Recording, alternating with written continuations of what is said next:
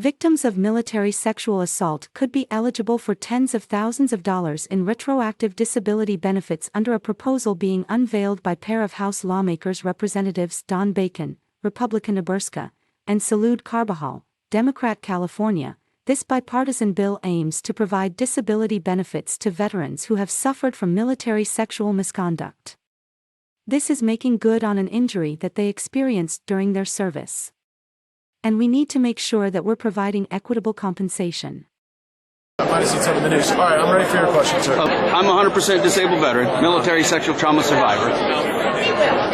You know, I have to be labeled mental in order to be compensated, but transgender is not labeled mental. And I want to get your comments on that, and also the I am Vanessa Guillen bill, because I would say on that, before we do a compound question, let me answer your first one. I think that we should not use the military for, these extended kind of social engineering projects. I think the military should fight and win wars, should protect the country, and so in Congress I've opposed the utilization of the military for those things. I do have to go. All right, can I get your favorite song, by the way? 1620, that's the phone number to call or to text. Bill is on the line.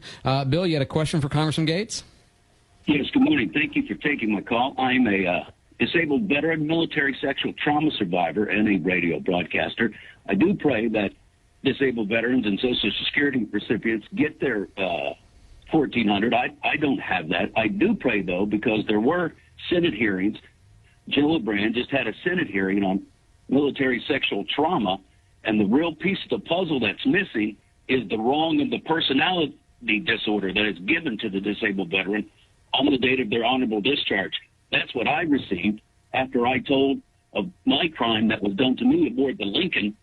The personality disorder means inconvenience to the federal government, which means I should have retroactive pay back to the date of my honorable discharge, just like many thousands of other disabled veterans.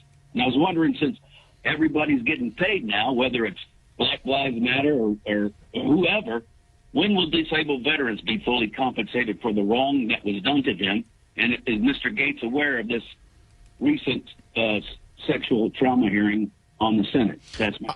I am aware of that hearing, and the big debate in Congress about sexual assault in the military is one of chain of command, and it's one where I have leaned on the expertise that we have in our community, and what I hear is that when you get outside of the chain of command, it can become very challenging for group and unit cohesion. You've asked a different question, and that's about financial compensation. And I think that this issue of how sexual trauma impacts people long term is one where we're still gathering the evidence.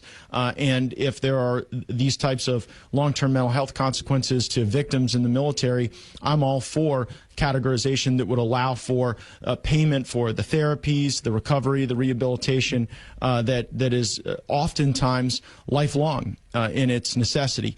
But the hot issue that we're going to make decisions on in the upcoming National Defense Authorization Act really does deal with the reporting of those instances and whether that occurs within the chain of command or outside the chain of command, and then who does the investigative work to ultimately hold people accountable and then to ensure that we've got just compensation for that. Any questions or comments? Yes, sir.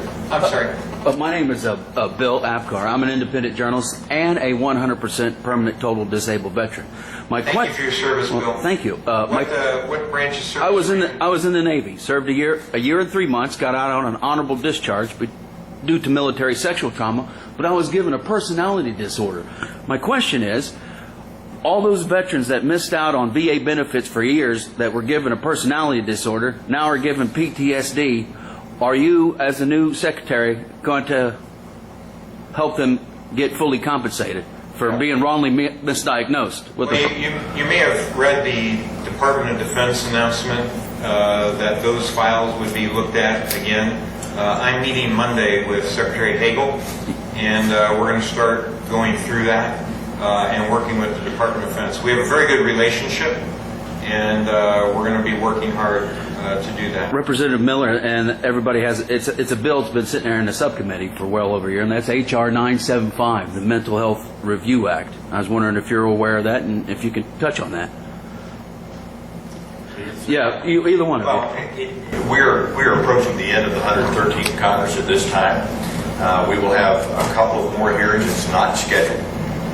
for a hearing this Congress. However, I'm aware of the issue as well, and I see activity happening from within DOD and within the Department of Veterans Affairs to correct what to many was a wrong, and it will take some time in order to do it. Bill has been on hold longer than anybody else. Bill, you still with us?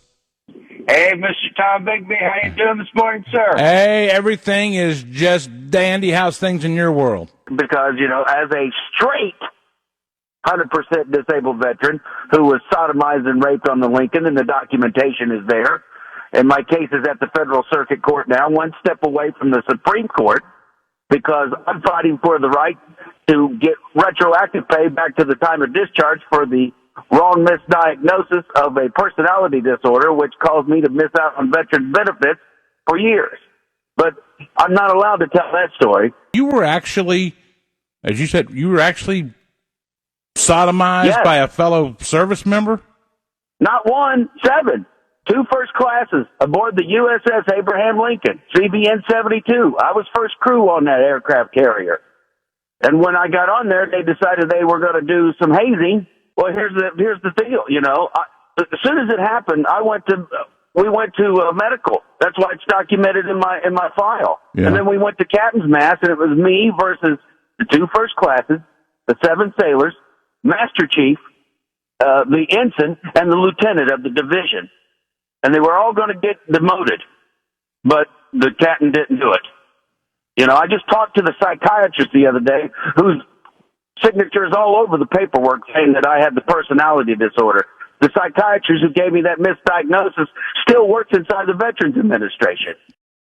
Victims of military sexual assault could be eligible for tens of thousands of dollars in retroactive disability benefits under a proposal being unveiled by pair of House lawmakers Representatives Don Bacon, Republican Nebraska, and Salud Carbajal, Democrat California. This bipartisan bill aims to provide disability benefits to veterans who have suffered from military sexual misconduct.